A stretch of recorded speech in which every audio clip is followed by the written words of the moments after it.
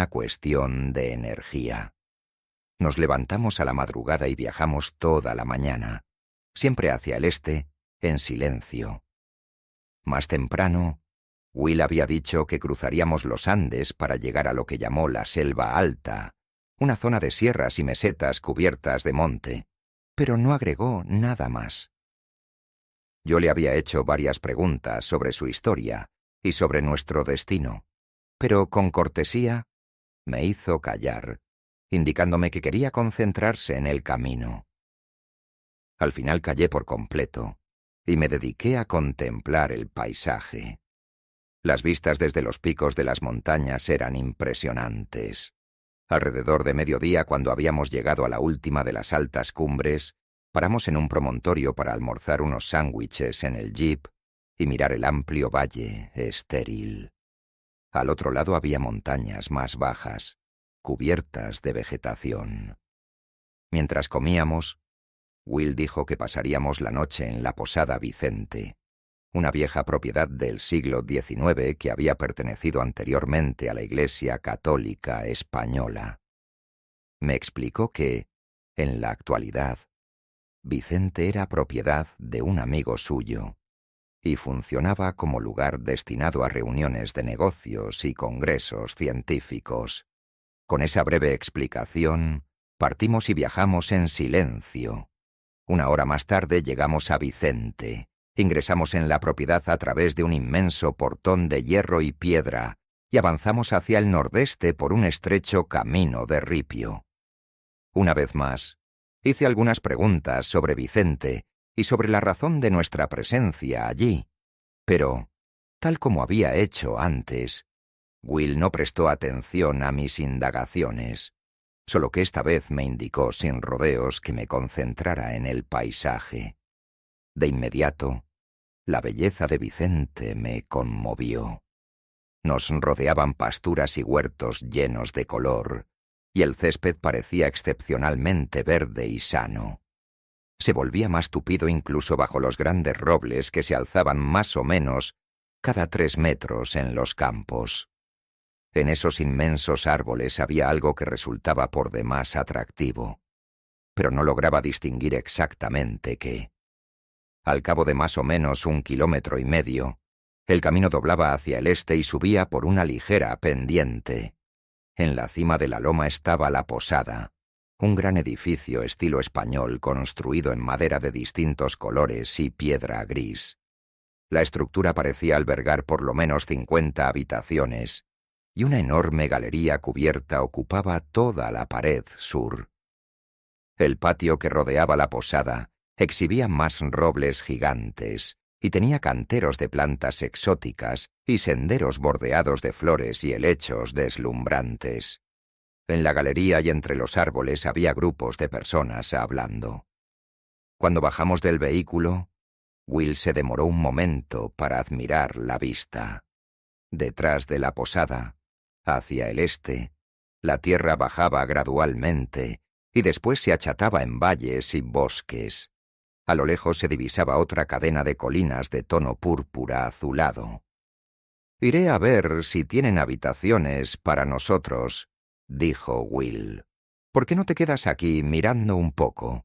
Te encantará el lugar». «No me digas», exclamé.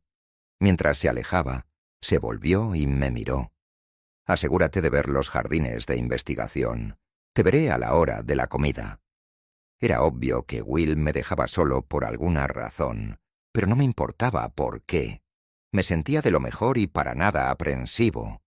Will ya me había dicho que, como Vicente traía al país considerables divisas, el gobierno siempre había mantenido una política de no intervención en cuanto al lugar, pese a que muchas veces se desarrollaban debates sobre el manuscrito. Me atrajeron unos árboles grandes y un camino serpenteante que iba hacia el sur, de modo que fui hacia allí. Al llegar a los árboles, vi que el camino cruzaba una pequeña puerta de hierro, y luego había una escalera de piedras que llevaba a un prado lleno de flores silvestres. A lo lejos se veía una especie de huerto y un arroyito, y más monte. En el portón me detuve, y respiré hondo varias veces, maravillado ante la belleza que se desplegaba más abajo. «Es realmente fantástico, ¿no?», preguntó una voz desde atrás. Me volví. Era una mujer de unos 40 años que cargaba una especie de mochila. «Sí, de veras», confirmé. Nunca había visto algo semejante.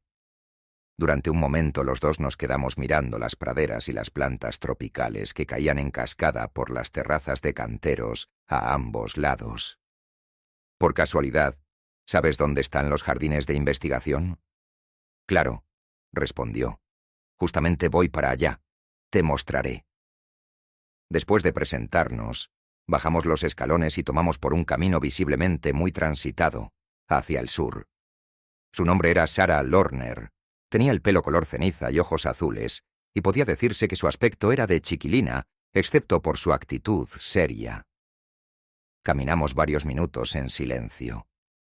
«¿Es la primera vez que vienes aquí?», preguntó. «Sí», respondí.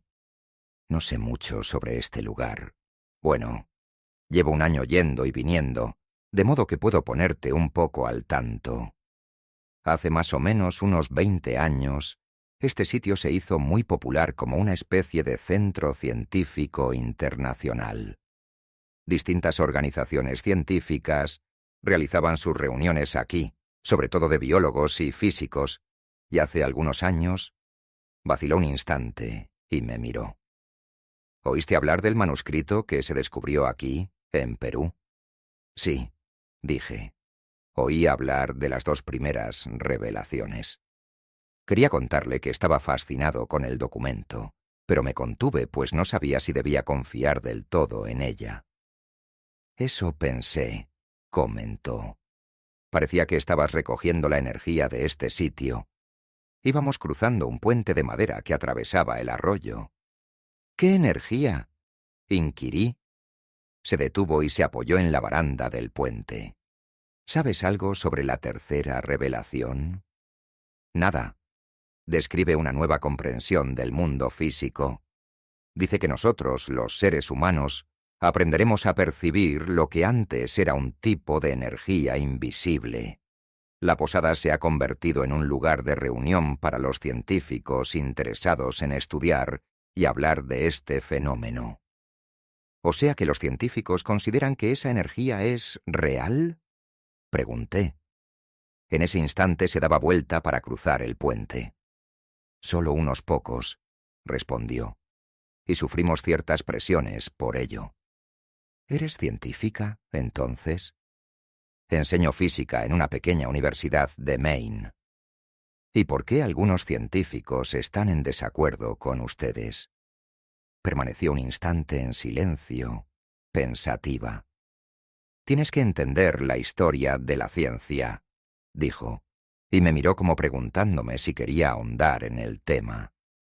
Hice un gesto afirmativo con la cabeza para que continuara. «Piensa por un momento en la segunda revelación. Una vez que cayó la visión medieval del mundo, de pronto los occidentales tomamos conciencia de que vivíamos en un universo totalmente desconocido. En el intento por entender la naturaleza de este universo, nos dimos cuenta de que debíamos separar de alguna manera los hechos y la superstición. En este sentido, los científicos adoptamos una actitud particular conocida como escepticismo científico, el cual, en efecto, exige pruebas sólidas para cada nueva afirmación, referidas a la forma en que funciona el mundo. Antes de creer en algo, queríamos pruebas que pudieran verse y tocarse. Toda idea que no podía ser probada de alguna forma física era rechazada en forma sistemática. Sin lugar a dudas, continuó. Esa actitud nos sirvió para los fenómenos más obvios de la naturaleza, para los objetos como rocas, cuerpos y árboles, objetos que todos podemos percibir independientemente de lo escépticos que podamos ser. Enseguida le dimos un nombre a cada parte del mundo físico e intentamos descubrir por qué el universo funcionaba como lo hacía. Al final, llegamos a la conclusión de que todo lo que ocurre en la naturaleza responde a alguna ley natural, que cada hecho tiene una causa física directa y comprensible. Me sonrió con complicidad. ¿Sabes? En muchos sentidos, los científicos no se han diferenciado demasiado de otros individuos de nuestra época. Decidimos, junto con todos los demás, dominar este lugar en que nos encontrábamos. La idea era crear una comprensión del universo que diera la sensación de que el mundo era seguro y manejable, y la actitud escéptica nos mantuvo concentrados en problemas concretos que daban una apariencia más tranquila a nuestra existencia. Habíamos avanzado por el sendero sinuoso desde el puente y tras pasar una pequeña pradera, llegamos a un lugar más densamente cubierto de árboles. Con esa actitud, prosiguió, la ciencia apartó sistemáticamente del mundo lo incierto y lo esotérico. Siguiendo el pensamiento de Isaac Newton, llegamos a la conclusión de que el universo siempre opera de una manera predecible, como una enorme maquinaria, porque durante mucho tiempo eso fue lo único que pudo probarse. Se decía que los hechos que ocurrían en forma simultánea con otros hechos, aunque sin una relación causal con ellos, eran meramente casuales. Entonces, tuvieron lugar dos investigaciones que volvieron a abrirnos los ojos al misterio del universo. Mucho se ha escrito en las últimas décadas sobre la revolución en la física, pero los cambios en realidad derivan de dos conclusiones fundamentales, las de la mecánica cuántica y las de Albert Einstein. El trabajo de toda la vida de Einstein habría de mostrar que lo que percibimos como materia dura es en su mayor parte espacio vacío, con una estructura de energía que lo atraviesa. Esto nos incluye a nosotros. Y lo que mostró la física cuántica es que, cuando miramos esas estructuras de energía en niveles cada vez más pequeños, pueden verse resultados asombrosos. Los experimentos han revelado que cuando rompemos pequeños aspectos de esa energía, lo que llamamos partículas elementales, y tratamos de observar cómo funcionan, el acto mismo de observación altera los resultados, como si esas partículas elementales se vieran afectadas por lo que el experimentador espera. Esto ocurre aun si las partículas aparecen en lugares a los que es absolutamente imposible que lleguen, dadas las leyes del universo tal como las conocemos. Dos lugares al mismo tiempo, adelante y atrás en el tiempo, ese tipo de cosas. Se detuvo y volvió a ponerse frente a mí.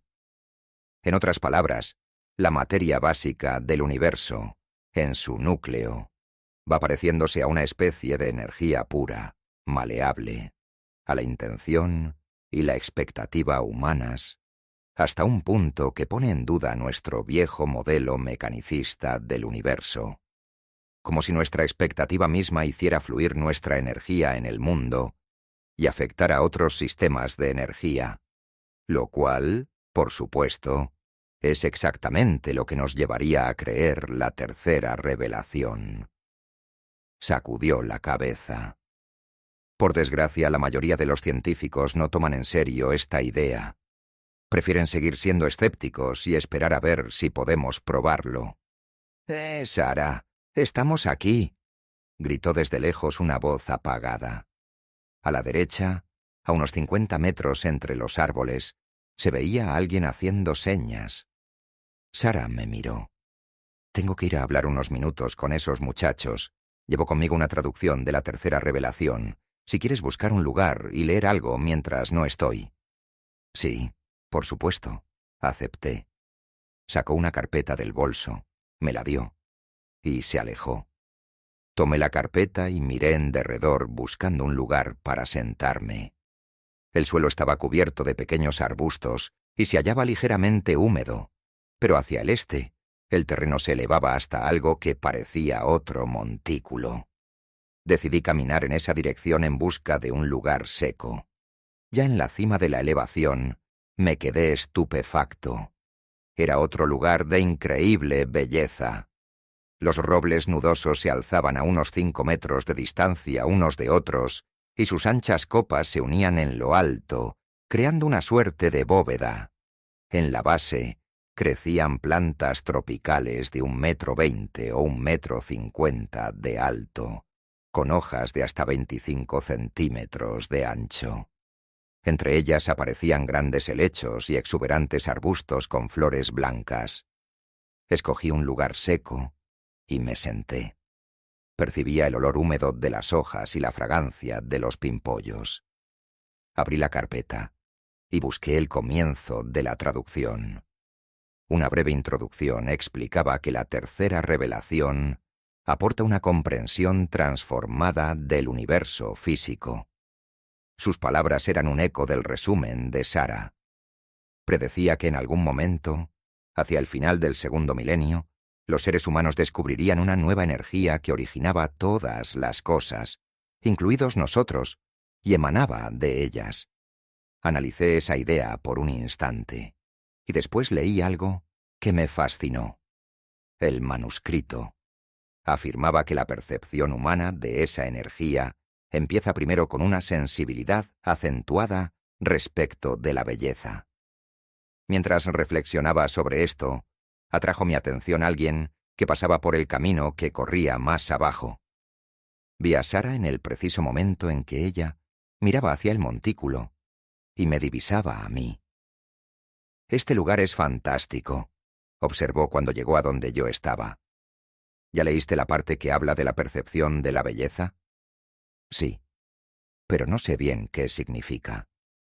Más adelante, me aclaró, el manuscrito lo explica con más detalle, pero trataré de resumírtelo. La percepción de la belleza es una especie de barómetro que nos indica cuán cerca nos hallamos de percibir realmente la energía. Es algo evidente porque, una vez que observamos esa energía, nos damos cuenta de que está en el mismo continuum que la belleza. Da la impresión de que la ves, comenté. Me miró sin la más mínima inhibición. Sí, pero lo primero que desarrollé fue una apreciación más profunda de la belleza. ¿Pero cómo puede ser? ¿Acaso la belleza no es relativa? Sacudió la cabeza. Tal vez las cosas que percibimos como bellas sean diferentes, pero las características reales que adjudicamos a los objetos bellos son similares. Piénsalo. Cuando algo te parece hermoso, exhibe una mayor presencia y precisión de forma e intensidad de color, ¿no es cierto? Se destaca, brilla. Parece casi iridiscente comparado con la opacidad de otros objetos menos atractivos. Asentí. «Mira este sitio», continuó. «Sé que estás deslumbrado con él, porque todos lo estamos. Este lugar se nos viene encima, los colores y las formas parecen aumentados. Y bien, el siguiente nivel de percepción consiste en ver un campo de energía alrededor de todo». Debo de haber puesto cara de asombro, porque se rió y luego dijo, «Seria. Tal vez deberíamos ir a los jardines. Quedan a menos de 1 kilómetro hacia el sur. Estoy segura de que te parecerán interesantes». Le di las gracias por tomarse la molestia de explicarme el manuscrito, siendo yo un absoluto desconocido, y por mostrarme Vicente. Se encogió de hombros. «Das la impresión de simpatizar con lo que tratamos de hacer», explicó. «Y aquí todos sabemos que debemos ocuparnos de las relaciones públicas. Para que esta investigación continúe, debemos difundirla en los Estados Unidos y en todas partes. Las autoridades locales no nos quieren demasiado». De repente, oímos una voz que habló a nuestras espaldas. «Disculpen, por favor». Nos dimos vuelta y vimos a 3 hombres que subían rápidamente por el camino, en dirección a nosotros. Rondaban los 50 años e iban vestidos con elegancia.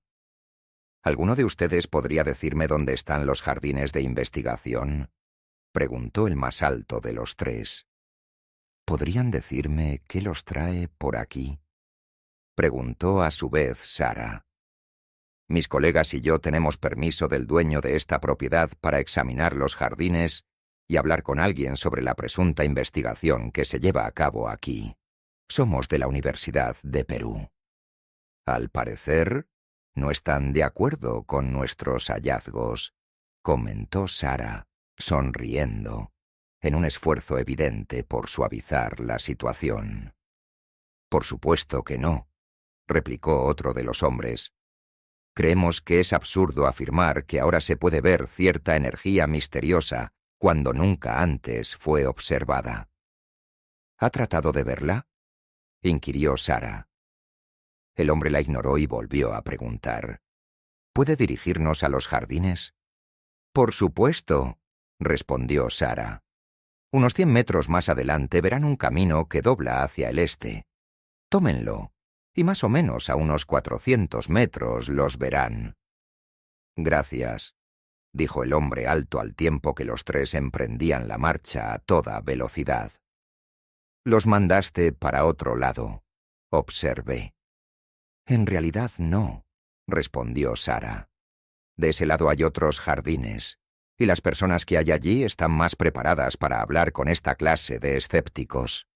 De vez en cuando llega gente así, y no solo científicos, sino también buscadores de curiosidades, gente que no logra captar lo que hacemos, lo cual da la pauta del problema que existe en la comprensión científica. ¿A qué te refieres?, pregunté. Como te dije antes, la vieja actitud escéptica resultaba muy útil cuando se trataba de explorar los fenómenos más visibles y obvios del universo, como los árboles o el sol o las tormentas eléctricas.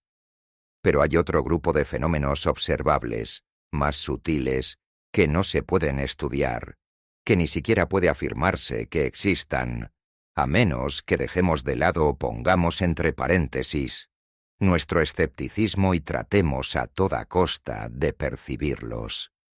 Una vez que lo logramos, volvemos al estudio riguroso. Interesante, comenté. Más adelante, terminaba el bosque y se veían docenas de parcelas cultivadas, en cada una de las cuales crecía un tipo distinto de planta. En su mayoría parecían comestibles, de todo, desde bananas hasta espinacas. En el borde este de cada lote había un ancho camino de ripio que corría hacia el norte y terminaba, al parecer, en una ruta pública. Junto al camino se alzaban 3 construcciones de metal. Cerca de cada una había 4 o 5 personas trabajando. «Veo a algunos amigos míos», dijo Sara, y señaló el edificio más cercano. «Vamos. Me gustaría que los conocieras». Sara me presentó a 3 hombres y una mujer relacionados con la investigación. Los hombres hablaron brevemente conmigo, y luego se disculparon para continuar su trabajo. Pero la mujer, una bióloga llamada Marjorie, tenía más tiempo para conversar. ¿Qué es lo que investigan aquí exactamente?, quise saber, atrayendo la atención de Marjorie. La tomé desprevenida, pero sonrió y respondió. Es difícil saber por dónde empezar. ¿Has oído hablar del manuscrito? De las primeras secciones, comenté. Acabo de empezar la 3ª revelación. Bueno, por eso estamos todos aquí. Ven, te mostraré. Me hizo señas de que la siguiera y rodeamos el edificio de metal hasta llegar a una parcela de habas. Noté que estaban excepcionalmente sanas, sin hojas secas ni daños visibles producidos por insectos. Las plantas crecían en un suelo rico en humus y casi esponjoso, y cada planta se hallaba bien separada de las otras. Los tallos y las hojas estaban cerca, pero nunca tocaban los de la planta vecina. Señaló la planta más próxima. Hemos tratado de ver estas plantas como sistemas totales de energía y pensar en todo lo que necesitan para florecer: suelo, nutrientes, humedad, luz. Lo que descubrimos es que el ecosistema total, alrededor de cada planta, es en realidad un sistema viviente, un organismo, y la salud de cada una de las partes repercute en la salud del todo. Vaciló, y luego dijo: lo esencial es que, una vez que empezamos a pensar en las relaciones de energía alrededor de la planta, comenzamos a ver resultados asombrosos. En nuestros estudios, las plantas no eran particularmente más grandes, pero según los criterios nutrimentales, eran más potentes. ¿Cómo lo medían? Contenían más proteínas, hidratos de carbono, vitaminas y minerales. Me miró con cierta ansiedad. Pero eso no era lo más asombroso. Descubrimos que las plantas que recibían atención humana más directa eran aún más potentes. ¿Qué clase de atención?, pregunté. Bueno, explicó. Remover la tierra, revisarlas todos los días, esa clase de cosas. Iniciamos un experimento con un grupo de control. Algunas recibían atención especial y otras no, y la conclusión se confirmó. Es más, ampliamos el concepto e hicimos que un investigador no solo les dedicara más atención, sino que les pidiera mentalmente que crecieran más fuertes. La persona se sentaba con ellas y concentraba toda su atención y preocupación en su crecimiento. ¿Y crecieron más fuertes? En proporciones significativas y también más rápido. Es increíble. Sí, realmente. Su voz se apagó cuando vio que se nos acercaba un hombre mayor, de unos 60 años. El señor que se acerca es micronutricionista, comentó con discreción. Vino por primera vez hace un año, y de inmediato tomó licencia en la Universidad de Washington. Es el profesor Haynes. Ha hecho varios estudios estupendos. Cuando llegó, nos presentaron. Era un hombre robusto, de pelo negro con las sienes canosas. Aguijoneado por Marjorie, el profesor resumió su investigación. Me contó que su mayor interés era el funcionamiento de los órganos del cuerpo, evaluado mediante análisis de sangre de alta sensibilidad, y en especial en la medida en que ese funcionamiento se relacionaba con la calidad de la comida ingerida. Me dijo que le interesaban mucho los resultados de un estudio en particular que mostraba que, aunque ciertas plantas muy nutritivas del tipo de las cultivadas en Vicente aumentaban en forma considerable la eficiencia del cuerpo, ese incremento estaba muy por encima de lo que razonablemente podía esperarse de los nutrientes en sí, tal como entendemos que funcionan en la fisiología humana. Algo inherente a la estructura de esas plantas producía un efecto aún no explicado. Miré a Marjorie y pregunté. Entonces, el concentrar la atención en esas plantas les transmitió algo que, al ser comidas, aumenta la fuerza humana. ¿Esa es la energía que se menciona en el manuscrito? Marjorie miró al profesor. Este me dirigió una sonrisa a medias. Todavía no lo sé, repuso. Lo interrogué acerca de su futura investigación y me explicó que quería hacer un duplicado del jardín en el estado de Washington y emprender algunos estudios a largo plazo, para ver si las personas que comen esas plantas tienen más energía o son más sanas durante un periodo más prolongado. Mientras él hablaba, yo no podía evitar mirar cada tanto a Marjorie. De pronto me pareció increíblemente hermosa. Su cuerpo se veía largo y esbelto aún debajo de los pantalones anchos y la remera. Tenía los ojos castaño oscuro, y el pelo del mismo color le caía en rulos pequeños alrededor de la cara. Sentí una fuerte atracción física. En el preciso instante en que tomé conciencia de esta atracción, se volvió. Me miró a los ojos y se apartó de mí un paso. «Tengo que ver a alguien», dijo. «Tal vez te vea luego». Se despidió de Haynes. Me sonrió con timidez y, después de pasar ante el edificio metálico, se alejó por el camino. Al cabo de unos minutos de conversación con el profesor, lo saludé y volví a donde estaba Sara. Seguía hablando animadamente con uno de los otros investigadores, pero, cuando pasé, me siguió con la mirada. Al acercarme, el hombre que estaba con ella sonrió y entró en el edificio.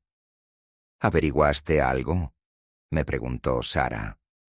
«Sí», respondí distraído. Parecería que esta gente está haciendo cosas interesantes. Yo miraba hacia abajo cuando ella preguntó. «¿A dónde fue Marjorie?». Al levantar los ojos vi que me miraba con aire divertido. Dijo que debía ver a alguien. ¿La hiciste enojar? Me preguntó, ahora sonriendo. Reí. Supongo que sí, pero no dije nada. No hacía falta, replicó. Marjorie detectó un cambio en tu campo. Era evidente. Yo lo vi perfectamente. ¿Un cambio en mi qué? En el campo energético alrededor de tu cuerpo. La mayoría de nosotros hemos aprendido a verlos, al menos con cierta luz. Cuando una persona tiene pensamientos sexuales, la energía de la persona se arremolina de alguna manera y se proyecta realmente hacia la persona que es objeto de la atracción. Todo me parecía absolutamente irreal, pero antes de que pudiera comentarlo, nos distrajo un grupo que salía del edificio de metal. «Es la hora de las proyecciones de energía», dijo Sara. «Te gustará ver esto». Seguimos a 4 muchachos, al parecer estudiantes, hasta una parcela de trigo. Cuando nos acercamos me di cuenta de que la parcela estaba subdividida en 2 parcelas más, cada una de un poco más de 3 metros cuadrados. En una de ellas el trigo tenía unos 60 centímetros de alto. En la otra, las plantas tenían menos de 25 centímetros. Los hombres caminaron alrededor de la parcela donde crecía el trigo más alto y se sentaron, uno en cada punta, mirando hacia adentro. Como siguiendo alguna señal, todos parecían concentrar los ojos en las plantas. El sol del atardecer brillaba a mis espaldas y bañaba la parcela con una luz ámbar claro, en tanto que el bosque se veía oscuro a lo lejos. La parcela de trigo y los estudiantes se dibujaban contra ese fondo casi negro. Sara se hallaba parada detrás de mí. «Esto es perfecto», dijo. «Mira, ¿ves? ¿Qué cosa?» «Están proyectando su energía sobre las plantas». Miré atentamente la escena, pero no logré detectar nada. «No veo nada», dije. «Entonces agáchate», me indicó Sara, «y concéntrate en el espacio entre las personas y las plantas».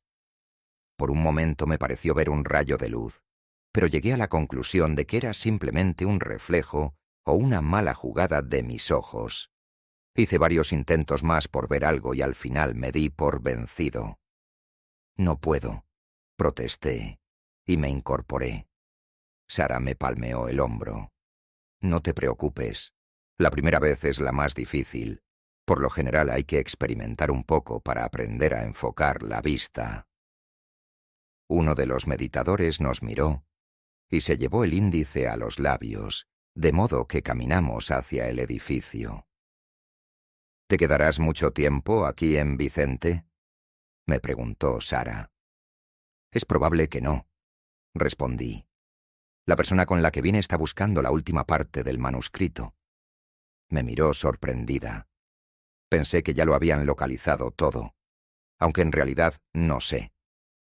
He estado tan concentrada en la parte que corresponde a mi trabajo, que no he leído demasiado del resto. Instintivamente busqué el bolsillo de mi pantalón, pues no estaba seguro de seguir teniendo la traducción de Sara. Estaba enrollada en el bolsillo trasero. «¿Sabes?», dijo Sara. «Hemos descubierto que hay 2 momentos del día más propicios para ver los campos energéticos. Uno es el atardecer, el otro, el amanecer. Si quieres podemos vernos mañana al alba y volver a probar». Estiró la mano para tomar las hojas. «Así puedo hacerte una copia de esta traducción para que te la lleves», continuó. Analicé la sugerencia durante unos segundos y decidí que no habría ningún problema. «¿Por qué no?», dije. «De todos modos, hablaré con mi amigo para asegurarme de tener suficiente tiempo». Le sonreí. «¿Qué te hace pensar que puedo aprender a ver eso?». «Digamos que es un presentimiento». Acordamos encontrarnos en la colina a las 6 de la mañana y emprendí solo el regreso a la posada. El sol había desaparecido por completo, pero su luz todavía bañaba las nubes grises que cubrían el horizonte con matices anaranjados. El aire estaba fresco, pero no había viento. En la posada encontré una cola formada frente al mostrador del bar del inmenso comedor. Como tenía hambre, fui hasta el extremo de la cola para ver qué comida servían. Will y el profesor Haynes se hallaban entre los primeros de la fila, conversando. «Bueno», dijo Will, «¿qué tal pasaste la tarde?» «Estupendamente», respondí. «Te presento a William Haynes», agregó Will. «Sí», dije, «ya nos conocimos». El profesor asintió. Mencioné la cita que había concretado para la mañana siguiente. Will dijo que no había problema, pues quería ver a un par de personas con las que todavía no había podido hablar y no pensaba salir antes de las 9. La fila avanzó y las personas que estaban más atrás me permitieron sumarme a mis amigos. Me ubiqué al lado del profesor. «¿Qué piensa, entonces, de lo que estamos haciendo aquí?», me preguntó Haynes. «No sé», repuse. «Trato de absorberlo de a poco. La idea de los campos de energía es nueva para mí». «La prueba de su existencia es nueva para todos», contestó. «Pero lo interesante es que esta energía es lo que siempre buscó la ciencia, algo que estuviera implícito en toda materia. A partir de Einstein, en particular, la física ha buscado una teoría unificada. No sé si esta lo es o no, pero, en todo caso, este manuscrito estimuló investigaciones interesantes. ¿Qué necesitaría la ciencia para aceptar esta idea?», pregunté. «Una forma de medirla», respondió. «La existencia de esa energía no es tan extraña, en realidad. Los maestros de karate hablan de una energía chi subyacente, responsable de sus hazañas aparentemente imposibles de romper ladrillos con las manos y ser capaces de permanecer sentados en un lugar, inmóviles, mientras 4 hombres tratan de empujarlos. Y todos hemos visto a atletas que hacen movimientos espectaculares, que se contorsionan, se tuercen y cuelgan en el aire desafiando la ley de gravedad. Todo esto es consecuencia de esa energía oculta a la que tenemos acceso. Obviamente», concluyó, «no será aceptado hasta que más gente lo vea por sí misma». «¿Alguna vez la observó?», pregunté. «He observado algo», repuso. «En realidad, depende de lo que hayamos comido». «¿Cómo?». «Bueno, las personas de aquí que ven con facilidad. Esos campos energéticos comen sobre todo vegetales, y en general solo estas plantas muy potentes que ellos mismos cultivaron». Señaló la mesa de comidas. «Estas son algunas de ellas, aunque, gracias a Dios, también sirven algo de pescado y hacen trampa para algunos viejos como yo, adictos a la carne. Pero si me obligo a comer de otra manera, sí, puedo ver algo». Le pregunté por qué no cambiaba su dieta durante lapsos más prolongados. «No lo sé», dijo. «Los viejos hábitos son difíciles de dejar». La cola avanzó y pedí solo verduras. Los 3 nos acercamos a una mesa grande donde había otra gente y charlamos durante 1 hora. Luego, Will y yo fuimos hasta el jeep a buscar nuestras cosas. «¿Viste alguna vez esos campos de energía?», pregunté. Sonrió y asintió. «Mi cuarto está en el primer piso», contestó. «El tuyo, en el tercero. Habitación 306. Pide tu llave en la recepción».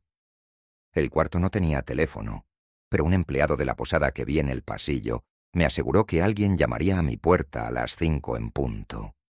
Me acosté y me quedé pensando unos minutos.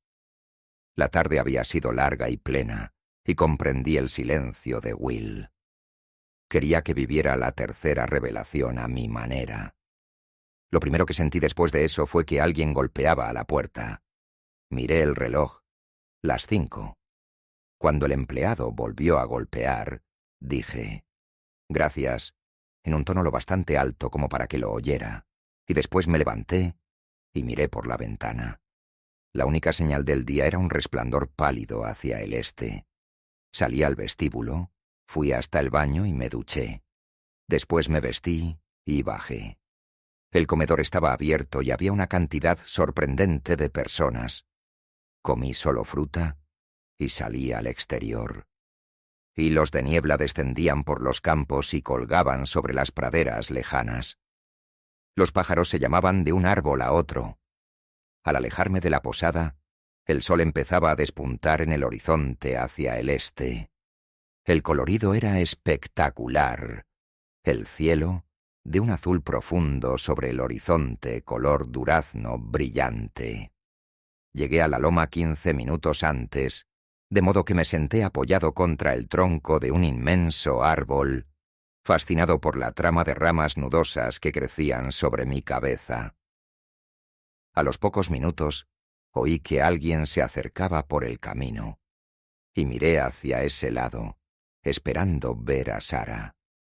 Vi, en cambio, a alguien a quien no conocía, un hombre de unos 45 años. Se apartó del camino y caminó hacia mí sin verme. Cuando se hallaba a menos de 3 metros me vio y se asustó, lo cual me hizo sobresaltar a mí también. «Ah, hola», dijo, con un fuerte acento de Brooklyn. Llevaba puestos unos vaqueros y botas de montar, y lucía un cuerpo muy atlético y trabajado. Tenía el pelo ondulado y se veía que empezaba a perderlo. Hice un gesto de saludo con la cabeza. «Perdón por llegar tan intempestivamente», se disculpó. «No hay problema». Me dijo que se llamaba Phil Stone, y yo le dije quién era, y que estaba esperando a una amiga. «Sin duda estás haciendo alguna investigación aquí», agregué. «En realidad, no», respondió. «Trabajo para la Universidad de California del Sur. Estamos haciendo estudios en otra provincia sobre la reducción de selvas tropicales, pero cada vez que puedo vengo aquí y me tomo un descanso. Me gusta vagar por donde las selvas son tan distintas». Miró en derredor. ¿Te das cuenta de que estos árboles tienen casi 500 años? Esta es realmente una selva virgen, algo muy raro. Todo está en perfecto equilibrio. Los árboles más altos filtran la luz del sol, permitiendo que una gran variedad de plantas tropicales se desarrollen abajo.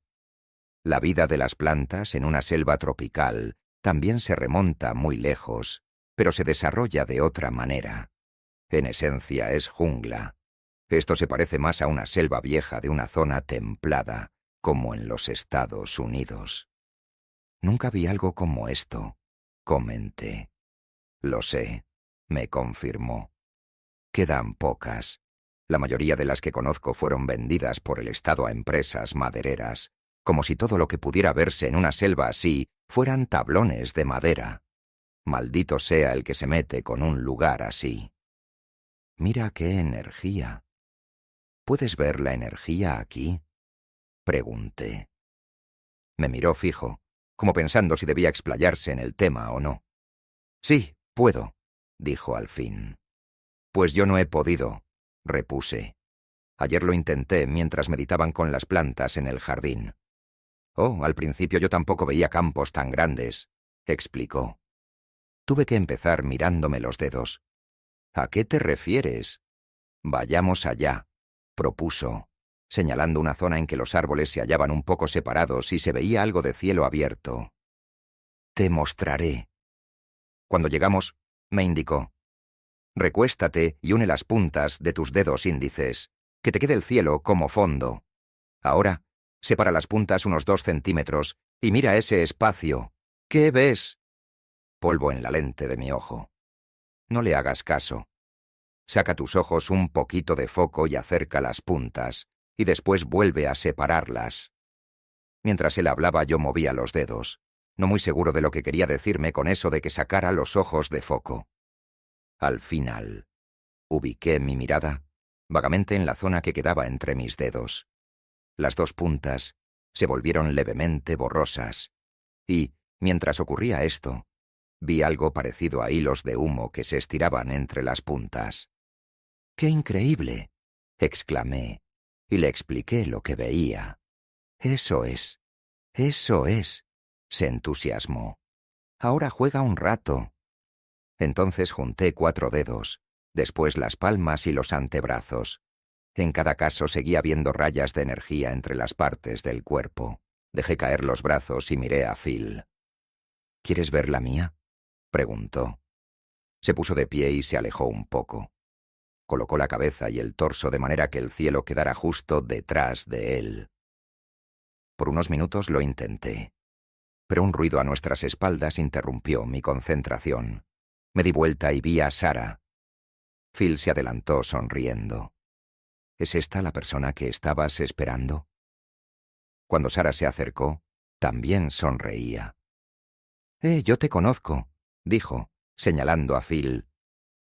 Se abrazaron con afecto, luego de lo cual Sarah me miró y dijo: «Lamento llegar tarde. Por alguna razón, mi despertador mental no sonó. Pero ya creo saber por qué». Les di la oportunidad de hablar. «¿Qué han estado haciendo?» «Aprendió a ver los campos entre sus dedos», respondió Phil. Sarah me miró. «El año pasado, Phil y yo estuvimos aquí en este mismo lugar, aprendiendo lo mismo». Miró a Phil. «Juntemos nuestras espaldas. Tal vez pueda ver la energía entre nosotros». Se pusieron espalda contra espalda frente a mí. Les sugerí que se acercaran y caminaron hacia mí hasta quedar a aproximadamente 1,30 m. Sus siluetas se recortaban contra el cielo, que para ese lado seguía siendo azul oscuro.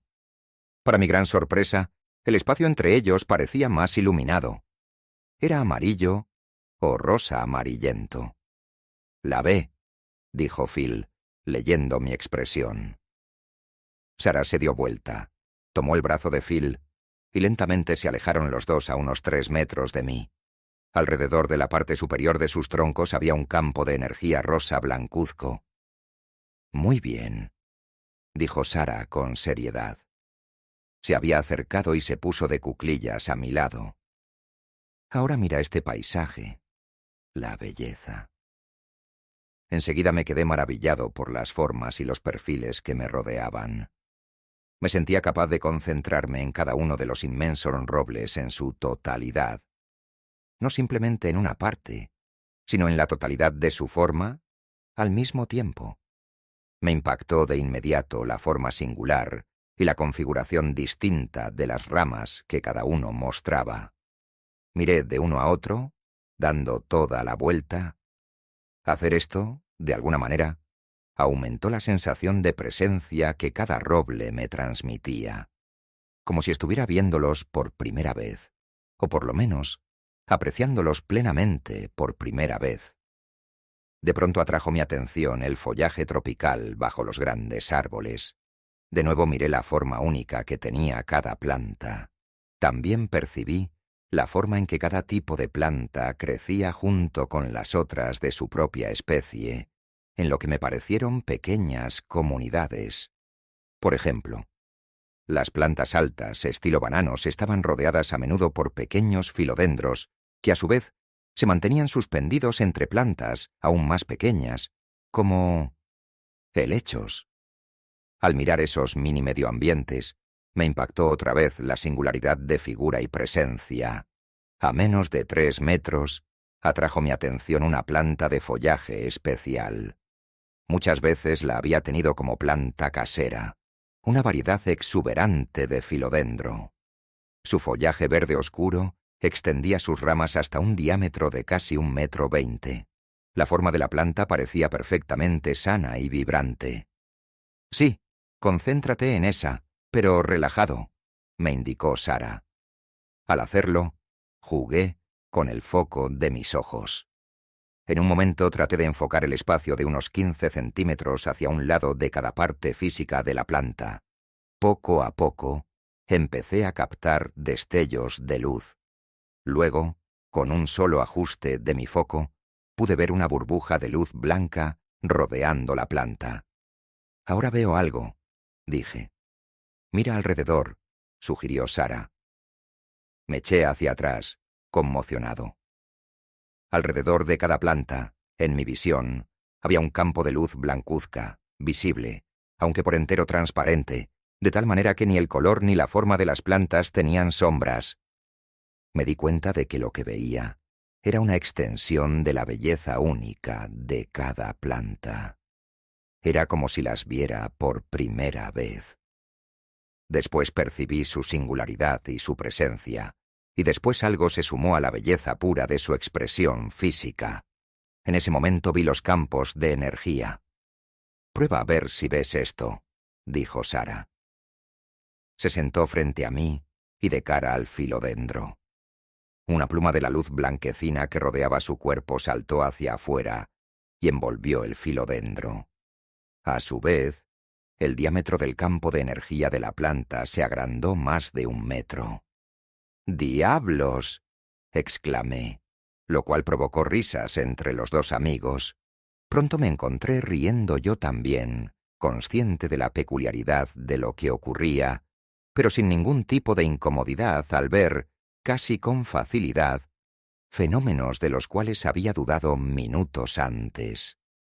Me di cuenta de que la percepción de los campos, más que evocar una sensación surrealista, en realidad hacía que las cosas que me rodeaban parecieran más sólidas y reales que antes. Sin embargo, al mismo tiempo, a mi alrededor, todo parecía distinto.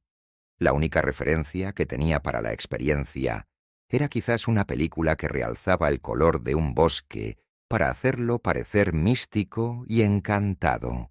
Las plantas, las hojas, el cielo, todo sobresalía ahora con una presencia y un leve resplandor que indicaba vida, y tal vez conciencia, más allá de nuestra presunción. Después de ver eso, ya no habría manera de suponer cómo era una selva de antemano. Miré a Phil. «Siéntate y pon tu energía en el filodendro», dije. «Me gustaría comparar». Phil se quedó perplejo. «No puedo hacerlo», respondió. «No sé cómo». Miré a Sara. «Algunos pueden y otros no», aclaró. «No logramos explicarlo. Marjorie tiene que evaluar a sus estudiantes graduados para ver quién puede hacerlo. Hay un par de psicólogos que tratan de conectar esa capacidad con las características de la personalidad, pero hasta ahora nadie sabe nada». «Déjame probar», dije. «Muy bien, adelante», me alentó Sara. Volví a sentarme mirando la planta. Sara y Phil estaban parados en ángulo recto conmigo. «Bueno, ¿cómo empiezo?» «Simplemente, concentra tu atención en la planta, corno para llenarla de tu energía», dijo Sara. Miré la planta e imaginé que la energía se inflaba en su interior y al cabo de unos minutos los miré a ellos. «Lo lamento», dijo Sara con ironía. «No eres de los escogidos». Miré a Phil y fruncí las cejas con gesto burlón. Voces airadas que llegaban desde el camino interrumpieron nuestra conversación. Por entre los árboles vimos a un grupo de hombres que pasaban hablándose con dureza. «¿Quiénes son?», preguntó Phil mirando a Sara. «No lo sé», respondió ella. «Más gente descontenta con lo que hacemos, supongo». Volví a mirar la selva. Todo parecía común otra vez. Ya no puedo ver los campos de energía». «Algunas cosas te vuelven a la realidad, ¿no?», observó Sara. Phil sonrió y me palmeó el hombro. «De aquí en adelante podrás hacerlo cuando quieras. Es como andar en bicicleta. Lo único que tienes que hacer es ver la belleza y después dar el máximo a partir de allí». De pronto me acordé de mirar la hora. El sol estaba mucho más alto en el cielo, y una ligera brisa de media mañana amacaba los árboles. Mi reloj marcaba las 7:50. «Es mejor que vuelva», dije. Sara y Phil me siguieron. Cuando íbamos caminando, me di vuelta para ver la cima boscosa. «Ese lugar sí que es bellísimo», comenté. «Qué mala suerte que no haya más lugares así en los Estados Unidos». «Una vez que veas los campos de energía en otras zonas», dijo Phil, «te darás cuenta de cuán dinámica es esta selva. Mira esos robles. Son muy raros en Perú, pero crecen perfectamente aquí en Vicente, una selva talada, en especial si le quitaron los árboles de maderas duras para cultivar pinos y obtener beneficios. Tiene un campo de energía muy escaso. Y una ciudad, salvo por la gente, tiene también una clase de energía distinta. Traté de concentrarme en las plantas del camino, pero el acto de caminar interrumpía mi concentración. ¿Seguro que volveré a ver estos campos?, pregunté. Por supuesto, respondió Sara. Nunca oí de nadie que no pudiera repetir la experiencia después de haberlos visto inicialmente. Una vez, un oftalmólogo investigador vino y se quedó fascinado cuando aprendió a ver los campos. Resultó que había estado trabajando con ciertas anormalidades de la vista, entre ellas algunas formas de ceguera al color, y llegó a la conclusión de que algunas personas tienen lo que él llamaba receptores perezosos en los ojos. A muchos les había enseñado a ver colores que nunca antes habían experimentado. Según él, ver los campos de energía era lo mismo, despertar a otros receptores dormidos, algo que, en teoría, todos podemos hacer. Me encantaría vivir en un lugar como este, dije. ¿A quién no?, respondió Phil, y nos miró primero a mí y después a Sara. ¿El Dr. Haynes sigue aquí? Sí, dijo Sara. No puede irse. Phil me miró. Ahí tienes a un tipo que está realizando estudios interesantes sobre lo que esta energía puede hacer por nosotros. Sí, repuse. Ayer hablé con él. La última vez que estuve aquí, continuó Phil, me habló del estudio que le gustaría realizar observando los efectos físicos de estar simplemente cerca de ciertos medios de alta energía, como esa selva. Para ver dichos efectos, utilizaría las mediciones de eficiencia y rendimiento de los órganos. Bueno, yo ya conozco el efecto, dijo Sara. Cada vez que vengo a este lugar, empiezo a sentirme mejor. Todo se amplifica. Me parece estar más fuerte. Pienso con más claridad y rapidez. Y la idea que tengo de todo esto y cómo se relaciona con mi trabajo en física es sorprendente. ¿En qué estás trabajando?, pregunté. ¿Recuerdas que te hablé de esos experimentos increíbles en el área de la física de las partículas, en los cuales estos pedacitos de átomos aparecían donde quiera que los científicos esperaban encontrarlos? Sí. Bueno, traté de ampliar un poco la idea con algunos experimentos míos. No resolver los problemas sobre los que trabajaban ellos en las partículas subatómicas, sino explorar cuestiones de las que te hablé antes. ¿Hasta qué punto el universo en su conjunto, desde el momento que está formado por la misma energía básica, responde a nuestras expectativas? ¿Hasta qué punto nuestras expectativas crean todas las cosas que nos pasan? ¿Las coincidencias, quieres decir? Sí. Piensa en los hechos de tu vida. La vieja idea newtoniana es que todo ocurre por casualidad, que uno puede tomar las decisiones acertadas y estar preparado, pero que cada hecho tiene su propia línea de causalidad independiente de nuestra actitud. Después de los recientes descubrimientos de la física moderna, podemos preguntarnos con toda legitimidad si el universo es más dinámico que eso. Tal vez el universo dirige todo de una manera mecanicista como operación básica, pero al mismo tiempo responde sutilmente a la energía mental que proyectamos hacia él. Quiero decir, ¿por qué no? Si podemos hacer crecer las plantas más rápido, tal vez logremos que algunos hechos se produzcan más rápido, o con más lentitud, según la forma en que pensemos. ¿El manuscrito habla de eso? Sara me sonrió. Por supuesto, de ahí extrajimos estas ideas. Empezó a hurgar en su bolso mientras caminábamos hasta que sacó unas hojas. Aquí tienes tu copia, dijo. Les eché una breve ojeada y me las puse en el bolsillo. Íbamos cruzando el puente y por un instante me detuve a observar los colores y las formas de las plantas que me rodeaban. Cambié mi foco y de inmediato vi los campos de energía alrededor de todo lo que se desplegaba ante mi vista. Tanto Sara como Phil tenían campos anchos que parecían teñidos de verde amarillento, aunque el de Sara cada tanto resplandecía con un color rosado. De pronto, ambos se detuvieron y se quedaron mirando hacia adelante.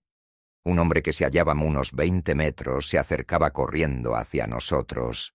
Una sensación de ansiedad me invadió el estómago, pero estaba decidido a mantener mi visión de la energía. Al acercarse, lo reconocí. Era el más alto de los científicos de la Universidad de Perú, que nos habían preguntado el camino el día anterior. A su alrededor, detecté una capa color rojo. Cuando llegó hasta nosotros, le preguntó a Sara con tono condescendiente. «Usted es científica, ¿no?» «Sí», respondió Sara. «Entonces, ¿cómo puede soportar esta clase de ciencia? Vi esos jardines y no puedo creer semejante sensiblería. Ustedes no han controlado nada. Podría merecer haber muchas explicaciones para el hecho de que ciertas plantas crezcan más. Controlarlo todo es imposible, señor. Lo que buscamos son tendencias generales». Noté que la voz de Sara se tornaba más aguda. Pero postular la existencia de una energía ahora visible en la química de las cosas vivientes es absurdo. No tienen pruebas. Pruebas son lo que buscamos. Pero ¿cómo pueden postular la existencia de algo antes de obtener alguna prueba? Las voces de ambos individuos sonaban más agudas, pero yo apenas si las oía. Lo que atraía mi atención era la dinámica de sus campos de energía. Cuando empezó la discusión, Phil y yo retrocedimos unos pasos, y Sara y el hombre alto se acercaron hasta quedar frente a frente, a 1,20 m de distancia. De inmediato, sus campos de energía parecieron volverse más densos y de alguna manera agitados, como por una vibración interior. A medida que la conversación avanzaba, sus campos empezaron a mezclarse. Cuando uno de los dos señalaba algo, su campo creaba un movimiento que parecía absorber el del otro, como en una especie de maniobra de vaciado. Pero cuando la otra persona hacía su refutación, la energía regresaba a ella. En términos de la dinámica de los campos de energía, imponer un argumento parecía significar capturar parte del campo del oponente y atraerlo hacia sí. Por otra parte, le explicaba Sara al hombre, hemos observado los fenómenos que tratamos de comprender. El hombre miró a Sara con desdén. O sea que, además de locos, son incompetentes, replicó, y se alejó. «Y usted es un dinosaurio», gritó Sara, cosa que nos hizo reír a Phil y a mí. Sin embargo, seguía tensa. «Esta gente me pone furiosa», comentó cuando nos pusimos nuevamente en marcha. «Olvídalo», dijo Phil. «Esta clase de individuos aparece por acá de vez en cuando». «¿Pero por qué tantos?», preguntó Sara. «¿Y por qué justo ahora?». Cuando nos acercábamos a la posada, vi a Will en el jeep. Las puertas del vehículo estaban abiertas y había un montón de cosas sobre la capota. Me vio enseguida e hizo ademán de venir hacia nosotros. «Bueno, al parecer, me voy», dije. Mi comentario rompió un silencio de 10 minutos que había empezado cuando traté de explicar que había visto qué le pasaba a la energía de Sara durante la discusión. Evidentemente, no lo había hecho muy bien, porque mis comentarios provocaron solo miradas vacías y nos hundieron en un largo momento de abstracción. «Ha sido un placer conocerte», dijo Sara, y extendió la mano. Phil miraba el jeep. «¿Ese es Will James?», preguntó. «¿Es el tipo con el que viajas?». «Sí», dije. «¿Por qué?», preguntaba, no más. «Lo he visto por acá. Conoce al dueño de este lugar y pertenecía al primer grupo que fomentó la investigación de los campos de energía aquí». «Ven a verlo», dije. «No, tengo que irme», replicó. «Te veré otra vez por aquí. Estoy seguro de que vas a volver». «Sin duda». Sara agregó que también tenía que irse y que podía ponerme en contacto con ella por intermedio de la posada. Los demoré unos minutos más agradeciéndoles sus enseñanzas. Sara se puso seria. Ver la energía, captar esta nueva forma de percibir el mundo físico, es algo que funciona como una especie de contagio. No lo entendemos, pero cuando una persona frecuenta a otras que ven esa energía, por lo general, empieza a verla ella también, así que muéstrasela a otros.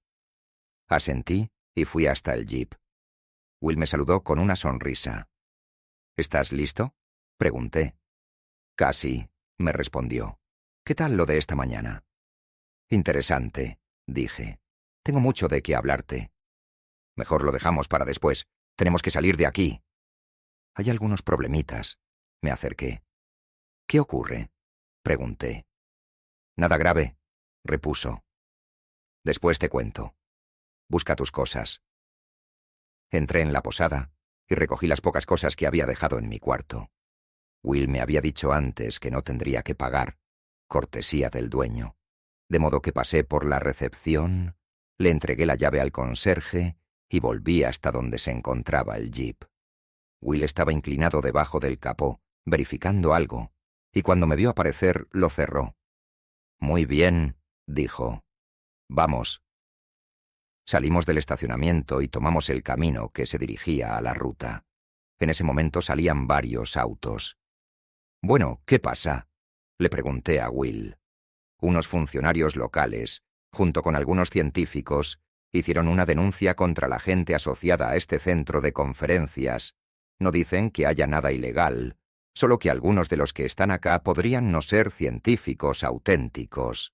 Esas autoridades podrían causar un montón de problemas, y eso sí impediría que la posada siguiera funcionando. Lo miré sin articular palabra, y continuó.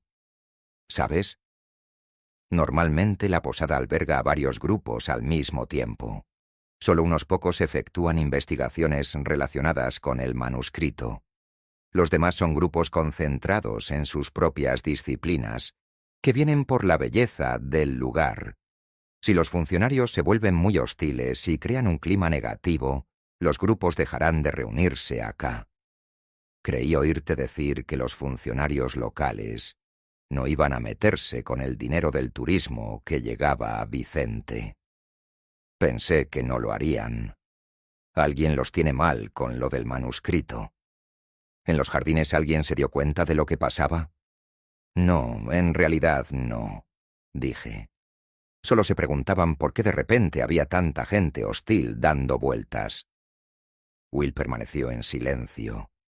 Salimos por el portón y doblamos al sudeste. Después de hacer 1,5 kilómetros tomamos otra ruta que se dirigía al este, hacia la cadena montañosa que se recortaba a lo lejos. «Pasaremos justo por los jardines», comentó Will al cabo de un momento. Adelante, vi las parcelas y el primer edificio metálico. Al llegar se abrió la puerta y mis ojos se cruzaron con los de la persona que salía. Era Marjorie. Sonrió al vernos pasar y nuestras miradas permanecieron unidas por un largo instante. «¿Quién era?», inquirió Will. «Una mujer que conocí ayer», respondí. Hizo un gesto afirmativo y cambió de tema. «¿Viste algo sobre la tercera revelación?». «Me dieron una copia». Will no respondió. Parecía absorto en sus pensamientos, de modo que saqué la traducción y busqué el punto al que había llegado. A partir de ahí, la tercera revelación se refería a la naturaleza de la belleza y describía que a través de ella los seres humanos aprenderían a observar los campos de energía. Una vez que esto ocurriera, decía, nuestra comprensión del universo físico se transformaría con rapidez. Por ejemplo, empezaríamos a comer más alimentos todavía llenos de esa energía y tomaríamos conciencia de que ciertas localidades irradian más energía que otras, siendo los medios naturales más viejos, en especial las selvas, los de mayor irradiación. Estaba por leer las últimas páginas cuando de repente habló Will. «Cuéntame cómo fue tu experiencia en los jardines», dijo. Le relaté en detalle lo mejor que pude, los acontecimientos de los 2 días, y le hablé de la gente a la que había conocido. Cuando le conté el encuentro con Marjorie, me miró y sonrió. ¿Qué les dijiste de las demás revelaciones y cómo se relacionan con lo que ellos están haciendo en los jardines? Preguntó. No les dije nada, respondí. Al principio no confiaba en ellos, y después pensé que debían de saber más que yo. Creo que podrías haberles dado alguna información importante si hubieras sido totalmente sincero con ellos. ¿Qué clase de información? Me miró con calidez. Solo tú lo sabes. No encontré nada para decir, de modo que me puse a mirar el paisaje. El terreno se volvía cada vez más montañoso y rocoso. Grandes afloramientos de granito se proyectaban sobre el camino. ¿Qué te sugiere el haber visto otra vez a Marjorie al pasar por los jardines? Preguntó Will. Empecé a decir, solo una casualidad, pero en cambio respondí, no lo sé. ¿Tú qué crees? Yo creo que nada ocurre por casualidad. Para mí significa que los dos tienen cosas sin terminar, algo que debían decirse y no se dijeron. La idea me intrigó, pero también me alteró. Toda mi vida me habían acusado de ser demasiado distante, de hacer preguntas pero no dar opiniones, ni comprometerme con una posición. ¿Por qué? Me preguntaba. ¿Volvía a pasarme ahora? También noté que empezaba a sentir de otra manera. En Vicente me había sentido temerario y capaz, y lo que experimentaba ahora era algo que solo podía calificarse de creciente depresión, mezclada con ansiedad. Ahora me hiciste deprimir, dije. Se rió con todas sus ganas y luego respondió. No fui yo. Fue el dejar Vicente. La energía de ese lugar te eleva como un barrilete. ¿Por qué crees que todos esos científicos empezaron a venir hace años? No saben por qué les gusta tanto. Se dio vuelta para mirarme directamente a los ojos. Pero nosotros, sí, ¿verdad? Miró el camino. Después volvió a mirarme, con una expresión llena de consideración. Al dejar un lugar como este, hay que darle cuerda a la energía propia. Lo miré confundido y me dirigió una sonrisa tranquilizadora. Después nos quedamos ambos en silencio durante tal vez 2 kilómetros, hasta que dijo: «Cuéntame algo más de lo que pasó en los jardines». Seguí la historia. Cuando describí cómo había visto realmente los campos de energía, me miró con asombro, pero no dijo nada. «¿Tú puedes ver esos campos?», pregunté. «Sí», respondió. «Continúa». Relaté lo sucedido sin interrupción hasta que llegué a la discusión de Sara con el científico peruano y la dinámica de sus campos de energía durante el enfrentamiento. «¿Qué dijeron Sara y Phil al respecto?», preguntó. «Nada. No tenían un marco de referencia». «No lo creo», comentó Will. «Están tan fascinados con la tercera revelación que todavía no han llegado más lejos. La forma en que los hombres compiten por la energía es la cuarta revelación». «¿Competir por la energía?», pregunté. Se limitó a sonreír y señaló la traducción que yo tenía en las manos. Reanudé la lectura donde había quedado. El texto explicaba con claridad la cuarta revelación. Decía que finalmente los hombres verían el universo contenido en una energía dinámica única, una energía que puede sostenernos y responder a nuestras expectativas. Sin embargo, también veríamos que hemos sido desconectados de la fuente de energía más amplia, que nos hemos desenchufado y que por eso nos sentimos débiles, inseguros y carentes. Frente a esta deficiencia, los seres humanos siempre hemos tratado de aumentar nuestra energía personal de la única manera que conocemos, intentando robarla psicológicamente a los otros, una competencia inconsciente que se halla implícita en cualquier conflicto humano en el mundo. Fin del capítulo. Gracias por acompañarnos. Si te ha gustado y quieres seguir explorando estos conocimientos, no olvides suscribirte al canal, dejar tu comentario con tu opinión y activar la campanita para que YouTube te avise cuando subamos el próximo capítulo. Nos vemos en el siguiente episodio. Arsayan Nayasra.